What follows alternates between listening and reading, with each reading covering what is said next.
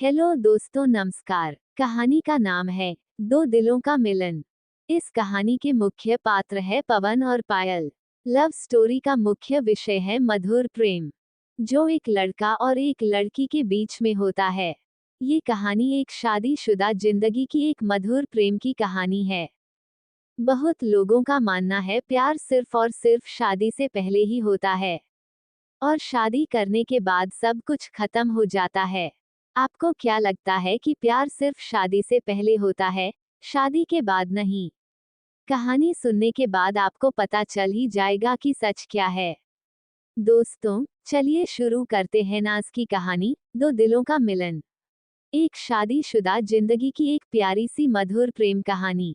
दोस्तों, चैनल पर नए हैं तो चैनल को सब्सक्राइब कर देना, जिससे हमारा मनोबल बढ़ता रहे और आपके लिए नई नई कहानियां लाता रहूं। दोस्तों, एक दिन पवन और पायल की प्यारी सी झटपट हो गई थी। उसके बाद एक दूसरे से कम बात कर रहे थे। एक दिन पवन एक साड़ी लाता है और टेबल पर रख देता है। पायल ने कल रात को ही देखा था कि टेबल पर एक साड़ी पड़ी है, लेकिन तब वह साड़ी को हाथ नहीं लगाई थी।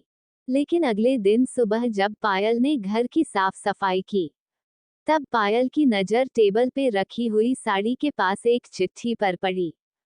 पायल ने तुरंत उस चिट्ठी को अपने हाथों में लिया और पढ़ने लगी। उसमें लिखा था कि मेरी पायल, तुम्हारी गुस्सा देखने के लिए मुझे हर दिन दिल करता है कि मैं घर थोड़ा देर से लौटूं। वैसे भी तुम ज्यादा गुस्सा नहीं करते हो, मगर मैं जब देर से घर लौटता हूँ तो तुम मुझे डांटती हो। मुझे तुम्हारा डांटना बहुत ही अच्छा लगता है। तब दिल करता है कि मैं तुम्हें अपने बाहों में लपेट लूं। लेकिन तुमको तो पता है मैं इतना रोमांटिक नहीं हूँ। दरअसल पढ़ाई और नौकरी को लेकर इतना व्यस्त रहता हूँ कि मैं तुम्हें सही से वक्त ही नहीं दे सकता हूँ, और तुम जानबूझकर मुंह फुलाकर बैठी रहती हो। ये ना किया करो। तुम जब गुस्सा करती हो ना, तब हमें बहुत अच्छा लगता है। लेकिन तुम्हें मैं जानता हूँ, गुस्से में इतना प्यारी लगती हो जो कहकर तुम्हें समझा नहीं सकता हूँ। दिल करता है हर रोज मैं तुम्हें अपने बाहों में लपेट लूं, लेकिन पता नहीं किसी अज्ञात कारण की वजह से नहीं कर पाता हूँ। हर रोज देर से घर लौटने के कारण सिर्फ वही है कि मैं सिर्फ तुम्हारा गुस्सा वाला चेहरा देखना चाहता हूँ, जो तुम्हारे गुस्से भरे चेहरे के पीछे छुपा है एक अनदेखा ढेर सारा प्यार। बहुत प्यार करता हूँ तुमसे, इसलिए मैं अपने प्यार को अपने ही दिल में छुपा कर रखता हूँ। मैं सुबह जल्दी उठता हूँ ताकि सूरज तुम्हें देखने से पहले मैं देख सकूं। रोशनी मुझे पसंद नहीं है, लेकिन क्या कर सकता हूँ। रोशनी के बिना तुम दिखाई नहीं देती। छोड़ो ये सब बातें। कल जो मैं तुम्हारे लिए एक साड़ी लाया था वह टेबल पर रखी थी, मगर तुम्हारे हाथों में नहीं दे सका।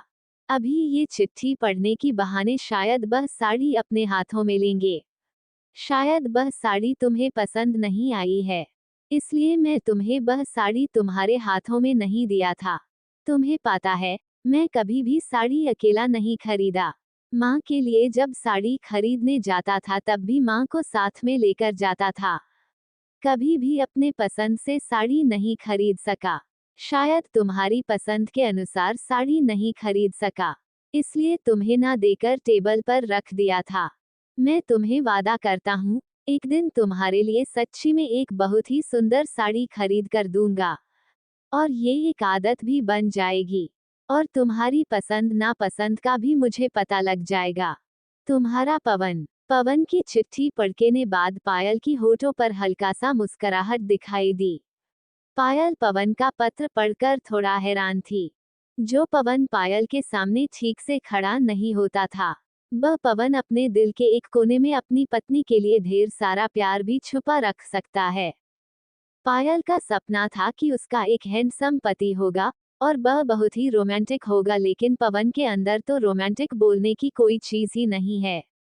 लेकिन अब देखो, पवन के दिल में रोमांटिक का गहरा समुंदर है।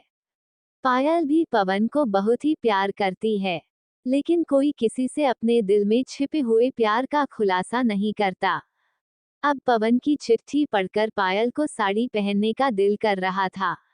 तब थोड़ी देर बाद दरवाजा पर ठक ठक आवाज आई। पायल ने तुरंत जाकर दरवाजा खोला। पवन पायल को देखकर हैरान हो गया।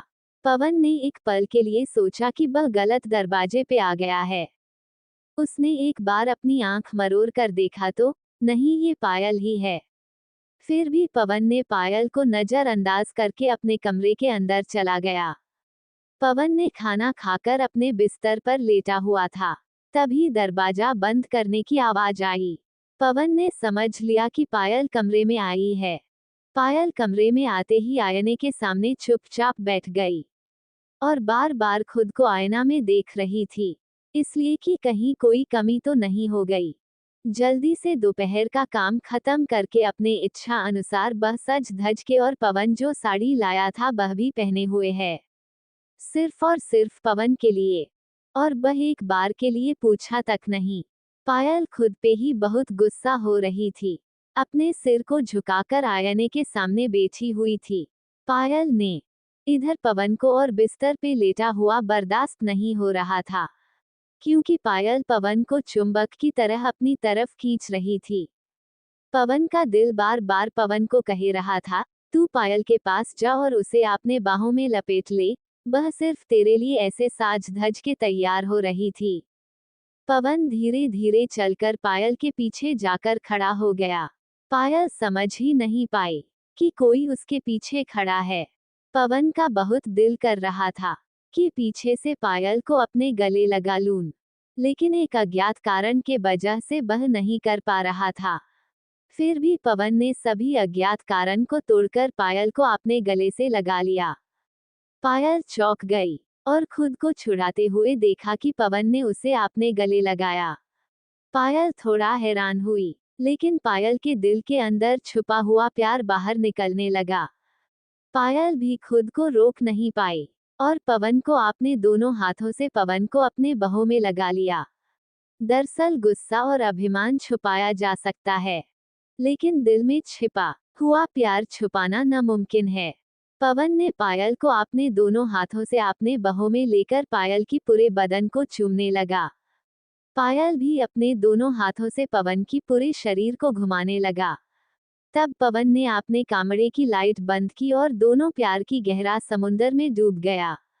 आज की रोमांटिक लव स्टोरी से हमने सीखा कि गुस्सा और अभिमान तो दिल में छुपाया जा सकता है, लेकिन प्यार को दिल के अंदर छुपाया नहीं जा सकता। कभी ना कभी वह प्यार अपने दिल को चीर कर बाहर आ ही जाएगा, क्योंकि प्यार में जो खुशी है वह दुनिया की और किसी में नहीं होती। दोस्तों, अगर आपको ये रोमांटिक लव स्टोरी अच्छी लगी हो तो अपने दोस्तों को शेयर करें और कमेंट करना ना भूलें और सब्सक्राइब जरूर करें। धन्यवाद।